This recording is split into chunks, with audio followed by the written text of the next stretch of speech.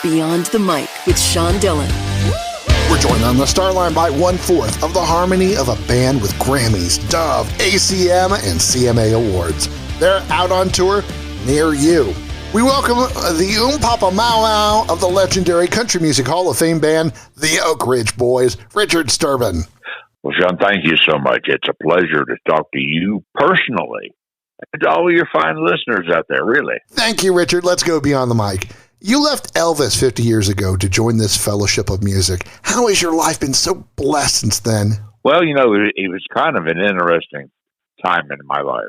Here I was, apparently on top of the world, singing with the biggest star in the world, Elvis. I was singing with the king of rock and roll. But I got a phone call, just seemed like almost out of the clear blue, from William Lee Golden of the Oak Ridge Boys. He's the guy in our group with the long beard. Back then, he did not have that long beard. He was like Mr. GQ. He really was. But he called me and he said the bass singer in the Oak Ridge Boys was leaving. And he said, the Oak Ridge Boys want to know if you will be interested in taking this job. So here I was, apparently on top of the world, singing with Elvis, but I had to make a decision, like, what do I do? And I have to admit, at the same time, I was a big fan of the Oak Ridge Boys. I loved the music that they were making, and I really, really believed that the group had a great deal of potential, and I wanted to be a part of it. So I made it, it was kind of a tough decision, but at the same time, it was not that difficult either, because it's really what I wanted to do. I followed my heart. I left Elvis, and I joined the Oak Ridge Boys. And that was 50 years ago here in October. And now that I look back on it, 50 years ago, I probably made a pretty good decision. Yes, you did. When fans see an Oak Ridge Boys show, they still see the high-energy show they've always seen. Why is that so important for the band? Well, it's because what we love doing. We love getting out there, taking our music live to our fans and to our audiences. It's not work. It's what we love doing. It's what we live for. And during this pandemic, we got a taste of what it was like to not be able to do this. A good year or so. What we love doing was taken away from us, and we missed it very, very much so. And I don't think we missed the actual performing as much as we did the feedback that we actually get from our fans. That is so important to us. Now we're back doing it again. It feels so good. It really does. People are coming out in large numbers to see us, and it feels like old times again. And so we're excited about the fact that we're out doing it. And I can speak for all the Oak Ridge Boys, and I can tell you, when we come your way, we're going to do our best to make it a great night, because we're finally back doing what we love doing. We plan to make it a great night. So we encourage people to come on out and spend some time with the Oak Ridge Boys. Well, since you were unable to perform during it, how did the pandemic scare you? I mean, what did you do during that time, and how did your mindset change? Well, first of all, I did not, you think, okay, for years and years and years, we've been working a lot. It'd be nice to have some time off. And a little bit of time off is nice, I agree. But a year off is not so nice. I felt like I was retired. And I have to admit, I did not care for that feeling. You kept thinking, well, it's going to be a short-term thing, but it kept getting longer and longer and longer. There was really no way to plan for that. But one thing we were able to do during that pandemic, was to record a new album. We were now being produced by Dave Cobb, and he's the hottest guy in Nashville right now, or certainly one of the hottest guys. Definitely. And even the recording studios were closed down here in Nashville. But that things started to open up. And he called us, and he said, I think we can record now. He said, but we just have to abide by the protocols, social distancing, no guests in the studio. He said, but I think that we can record an album. So during that pandemic, that was one of the good things we were able to do, to record a new project Dave Cobb told us, he said, what I want to do is to create the feeling of four guys just kind of gathering on a front porch and just singing, just harmonizing together in a very informal way. And that's what we were able to do.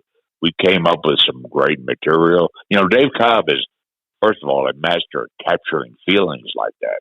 And we came up with some great material, some old country songs that people will recognize, that they can sing along to, some old gospel songs that people can sing along to. And Dave Cobb also has a working relationship with some of the young, hot new songwriters in town as well, here in Nashville. And they wrote some brand new country songs for the project. So it's a nice mixture. It's a nice balance of the old and the new. But I think the most important thing is every song on this project is very inspirational in nature. It's the kind of material that gives us hope, you know, and it's the kind of stuff that we want to hear right now. So that's one of the good things. Even though the pandemic was difficult for all of us, that's one good thing that came out of it. We were able to record this project, Oak Ridge Boys, Front Porch Singing. And we will do, along with all of our hits, we will do some of these new songs as well on the show. Richard Sterban from the Oak Ridge Boys joins us beyond the mic.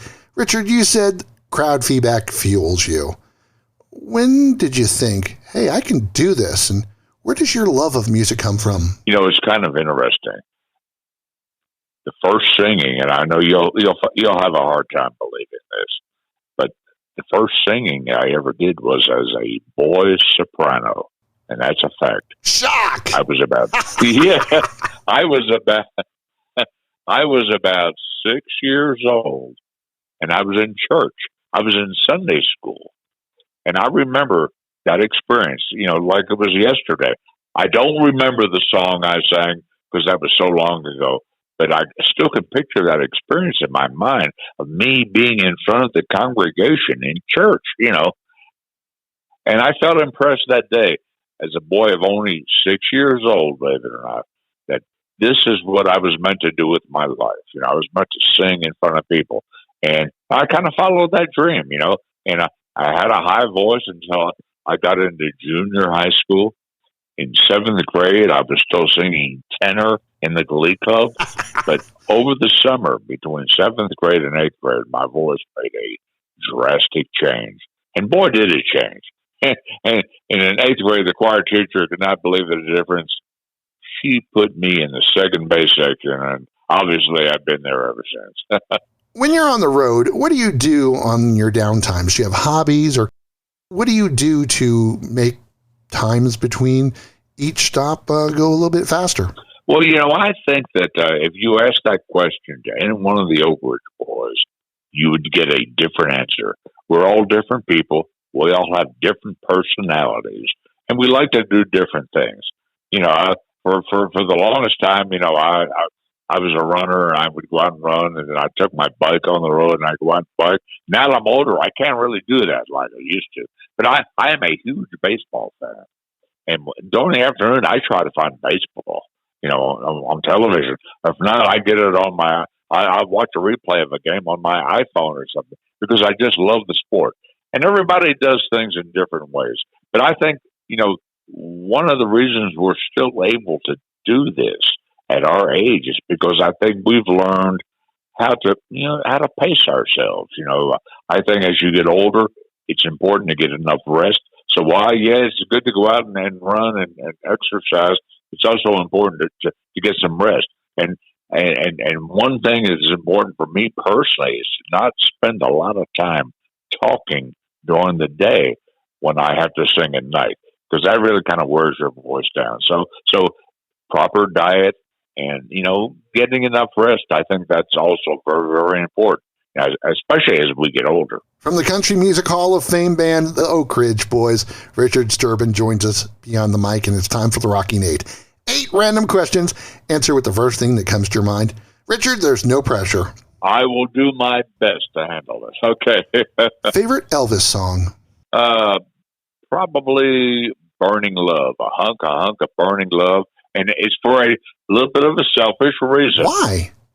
I sang on that record, and it's the biggest record Elvis had that I was on, And so I want to say that for a selfish reason, but pretty much anything Elvis ever did. How could you not like Elvis? He did everything he did was so great. What's the one thing your wife, Donna, has to have you do when you get back from the road? This sounds kind of mundane. Taking the trash out. That's kind of one of my duties that I have at home here when I gather up all the trash and take it out and put it outside for the trash man to pick it up. Wow. That's one of the top 3 things people say to that question. Oh, really? Well, how about Yes. that? All right. Well, that's great. What song gives you the most joy to sing? That's the tough one right there. The normal reaction is to go to Elvira because that's our biggest song. It's our signature record.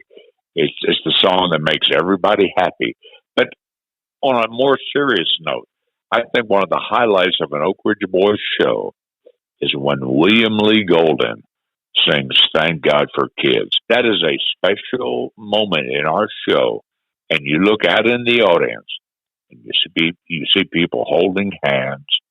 You see people hugging their kids. You see tears in people's eyes. You can tell the song is touching people. It's moving people. William Lee has a way of taking a lyric of a song and interpreting it and then communicating it to an audience. And you can tell he does a great job. So I would say Thank God for Kids is probably a highlight of an Oak Ridge Boys show. What do you want your legacy to be? Well, I think not just me personally, but I think all of the Oak Ridge Boys, we want to be an act that can say that our music affected the industry. We made a contribution to the music business, but more so than that. And now that we're older, we're seeing more and more of this. I think we want to be known as an act that actually helped people with our music. When we get out on stage every night and we look out in the audience, we have no idea what people are going through. People are going through difficult times in this day and age. They're going through marital problems, financial problems, maybe health issues. The list goes on and on and on. And we have no idea of knowing that. They just may have lost a loved one, so many difficult things. And if we can sing songs that will reach these people and help them and lift them up, I think we've made a real contribution. And that's, I think, how we would like to be remembered. And that's how I personally would like to be remembered as well. Richard, what's the best gift you ever got from your kids? Ooh, now that's a good question right there. I'm a big baseball fan. And every Christmas and every birthday and every Father's Day even, I get something that has to do with baseball, the jersey, a cap. So it would have to be some sort of baseball line. Do you ever get seasick? Oh, yes, I have. I have been seasick. And, You were always doing those cruises. Well, you're opening up a great chance for me to promote the fact that once again this coming year, the Oak Ridge Boys are going to be on the country music cruise. And, I've never really gotten seasick on one of those cruises, but I can recall being on stage trying to perform and the stage is moving, because the boat is moving. So that's a little bit, but I've been fortunate that I never actually got sick. But years ago, when I went off the coast of New Jersey, I would go deep sea fishing with my father. And yes, I did get sick a few times. Who's your favorite baseball player of all time? Ooh, now that I could give you a number of answers right there. Wow. Of all time, I would have to say Roger Maris. Or a very close second, Mickey Mantle. What's the best place in New Jersey, just to think? I would have to say a place called Ocean City, New Jersey, right on the New Jersey seashore. First of all, the New Jersey seashore is one of my favorite places that exist anywhere. And I just love him being there. So I have to say Ocean City, New Jersey. If you're enjoying these conversations, please check out another Beyond the Mic episode to find more actors, artists, and people you need to know. We'd also appreciate a like and subscribe on the Good Pods app. It's time for the back half with the Papa Mau Mau of Richard Sterban from the Oak Ridge Boys Beyond the Mic. Richard, what's the one moment when you were happiest on tour? Ooh, now that's a tough one. Oh, once again, because we've had so many great moments. You know, I remember many years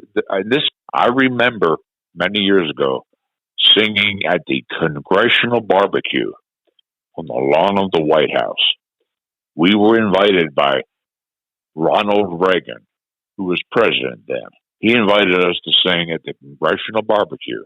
And I remember that afternoon, we were on the stage they set up there on the lawn of the White House. We were doing a sound check, doing a rehearsal, basically. And I remember looking around at the White House, the beautiful green grass, and all the surroundings there. And I was thinking in my mind, this is not going to be a normal day. And it certainly was not. While we were rehearsing, this little group of people came walking across the lawn of the White House. This tall gentleman in the middle came up on stage, and he came up to us, and he introduced himself as Vice President George Bush. He did not have to do that. We recognized him immediately. Of course we did. And he said, fellas, I am a big fan. He said, and I cannot be at the show tonight because I have to fly somewhere on some vice presidential business. So he said, would you guys be willing to do a couple of songs for me right here, right now? And so we said, sure, Mr. Vice President, what would you like to hear? And then we realized he was really telling us the truth, that he was a big fan, because he did not name hits. He named album cuts, deep cuts. So we knew he was familiar with our music. And right there on the lawn of that White House that afternoon, we gave him a mini concert, and we established a friendship with him that lasted until he passed away just a few years ago. Wow. We got to know him very well and his wonderful wife, Barbara. We're not talking about politics here. Yes. We're talking about friendship. And that's what's important. Exactly. But we sang for him many times. Went to Kenny Bunkport with our wives and hung out, went fishing with him. It was a great friendship.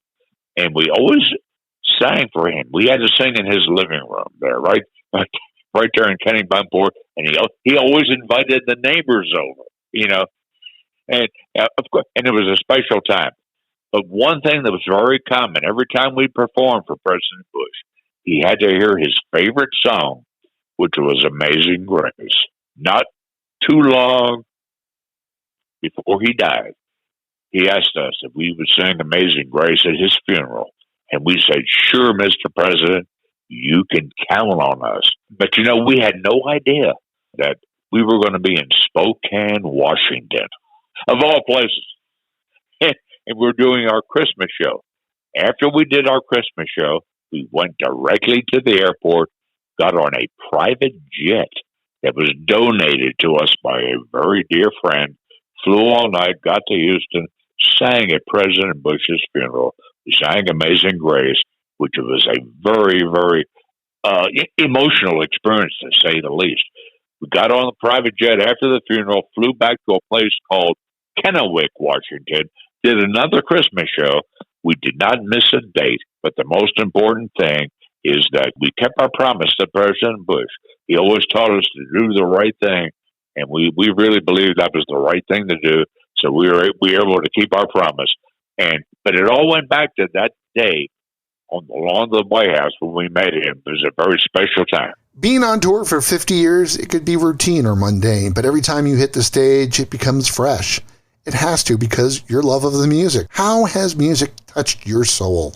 Well, I think it's a God-given gift God has given all four of the Orchard Boys a talent, and we feel like it's important to take that talent and use it to the best of our ability. And that's what we try to do. We just love doing what we do for a living. We've been given a gift to be able to sing in front of people and perform.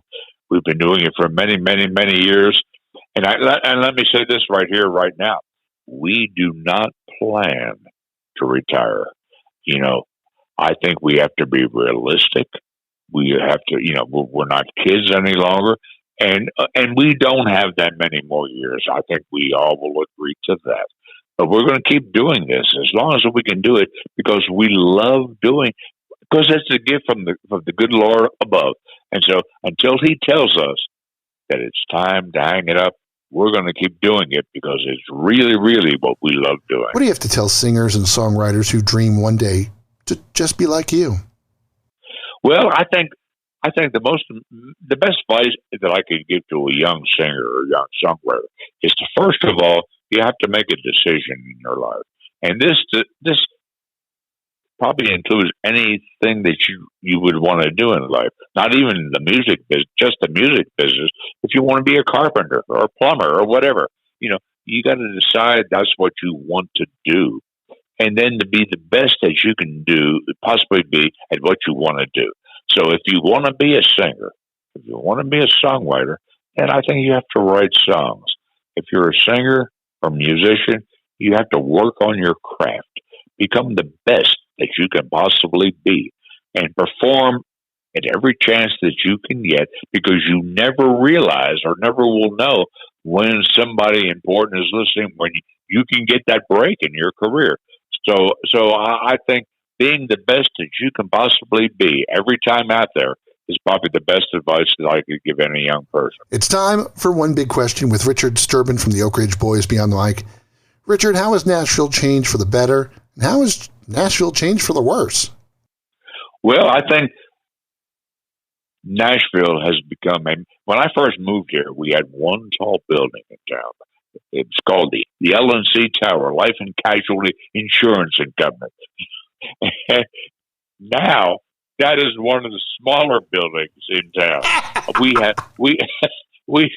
have a skyline. We have skyscrapers all over the place. So Nashville has grown. Over the years, it's become a major, major, major city. The biggest downfall that I can think of is the traffic. It's not New York City yet or Los Angeles, but it seems like a lot of days we're heading in that direction. So that's probably the biggest downfall. And then there's so much, along with growth, along with crime. Crime is growing. A lot of bad things. A lot of good things have happened with growth as well. We now have NFL football here. We have AAA baseball. We have a great college baseball team here in Vanderbilt. And probably some of the best restaurants in the country right now here in Nashville. There's good and bad, and probably the best thing that I can think of about the city of Nashville is the Grand Ole Opry, which the Oak Ridge Boys are members of, and the Country Music Hall of Fame. You can go into that rotunda and walk around. It'll give you goosebumps. It's a special place. And you'll see the four faces of the Oak Ridge Boys in bronze on the wall. You look around, you'll see Elvis, you'll see Johnny Cash, you'll see Dolly Parton, Kenny Rogers. The list goes on and on.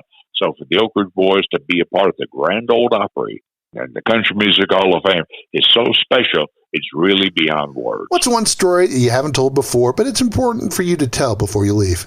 We have a lot of people that have affected our lives over the years. Right at the top of that list has to be Johnny Cash. I already mentioned earlier in the interview that I used to sing with Elvis. He was probably the most special person I think I've ever been around. But Johnny Cash is right there. And I remember years ago we were working with Johnny Cash, playing in Las Vegas. Johnny kind of took us under his wing and booked us on dates. His wonderful wife, June Carter, they treated us so well. Wow. And I remember and we were playing in Las Vegas with Johnny Cash. We had no other dates booked. We had no idea of how we were going to keep our group together. And our heads were kind of hanging, to be very honest. Here we are playing in Las Vegas with all the bright lights. But we were worried. We really were. And I think Johnny Cash could sense that. And it was like a week-long engagement. So one of those days during that week, he called all of us. He said, fellas, I want you guys to come to my room. Yeah, I want to talk to you. We all went up to Johnny Cash's room. And he said, fellas, I can tell you your heads are hanging. He said, you're worried about your future. But I can also listen to you guys. And I can tell there's something very special about the four of you. He says, and if you guys give up now, no one will ever know that. He says, I know it, you guys know it, but no one else will never, ever know that. He says, and you will never realize your dreams. He says, what I want you to do is try to find a way to keep together. He said, I will help you the best I can. And he always paid us more money than we were worth.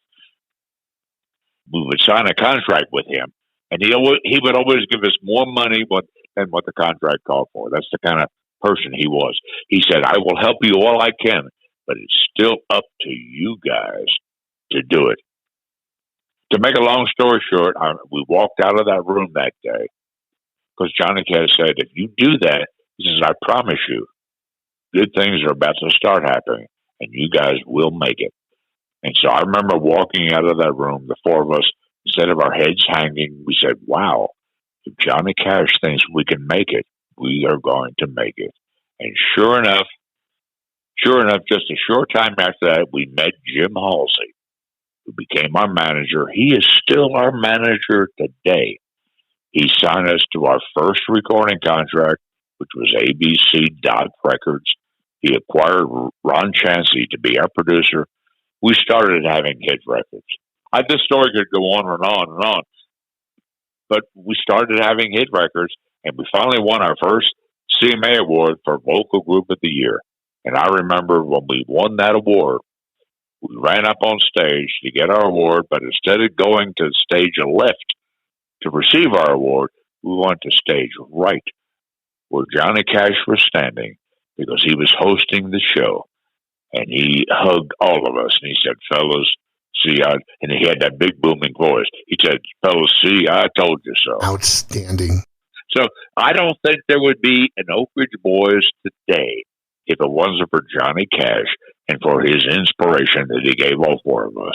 Richard, what do you have to tell your fans? Just that we love doing what we do. I think we want to help you with our music. If you're having a difficult time, listen to Oak Ridge Boys songs. You know, we have done our best to pick out material that is very positive in nature, that contains messages that help people. So listen, if you're going through a difficult time, listen to Oak Ridge Boys music, and I hope that it helps you. He sang as a tenor in Glee Club, loves Burnin' Love from Elvis, and enjoys watching baseball no matter where it is. Richard Sterban from the Oak Ridge Boys, thanks for taking the time to talk with us today. And thank you for helping, promote the Oak Ridge Boys. When you do that, you help us, and we appreciate it. Thank you so much. And that, my friends, is Beyond the Mic.